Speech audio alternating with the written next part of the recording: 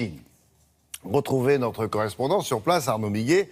Les Chinois, vous le savez probablement, on l'a dit ici, implantent des vignobles chez eux déjà depuis pas mal d'années. Mais ce que l'on sait moins, c'est qu'ils en consomment beaucoup. C'est ça, Arnaud, non?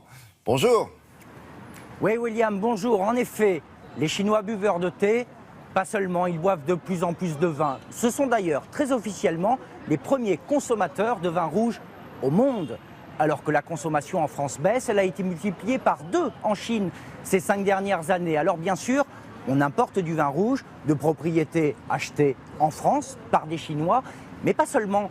La Chine est aujourd'hui le 2e vignoble au monde et gageons que dans quelques années, ils seront les premiers.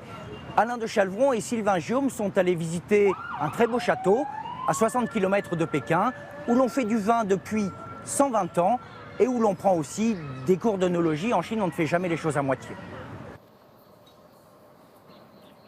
Beau vignoble et beau château. Château avec un X. Tant qu'à faire, il y en a 3. 3 pour le prix d'un. Avec un petit village bien de chez nous en prime, où les jeunes mariés aiment à poser, contre espèces sonnantes et trébuchantes, naturellement. Bienvenue au domaine de Changyu, château Afip, pas Lafitte, Afip, à une 60aine de kilomètres de Pékin. La Grande Muraille n'est pas loin. On se revendique de la grande tradition viticole d'Europe, loin des grands domaines nouveaux qui font des milliers d'hectares, où on fait le vin à la chaîne. Ici, ça fait plus de 120 ans qu'on travaille le raisin. Nous sommes le plus ancien domaine viticole du pays, fondé en 1892.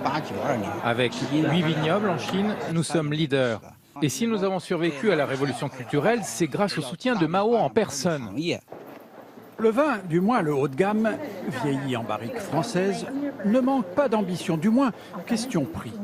On est le plus souvent au-dessus de 12 €, voire 100, voire même pour le number one, 2200 €.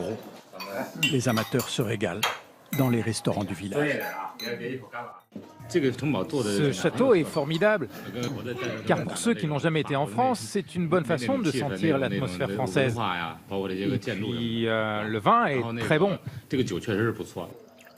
La société Changyu, forte de sa tradition, s'investit dans l'éducation. Aujourd'hui, le professeur Maison reçoit un groupe d'étudiantes de la faculté d'œnologie de Pékin, une formation très à la mode et très prisée.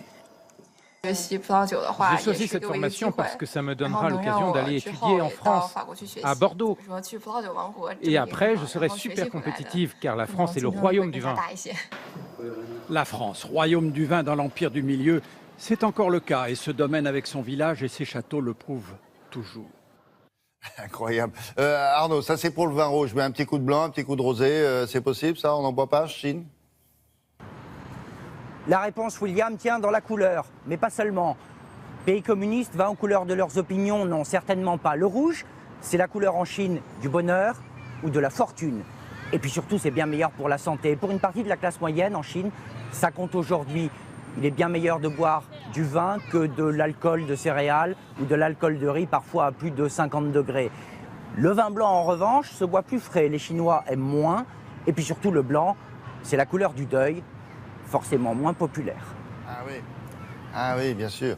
Merci Arnaud.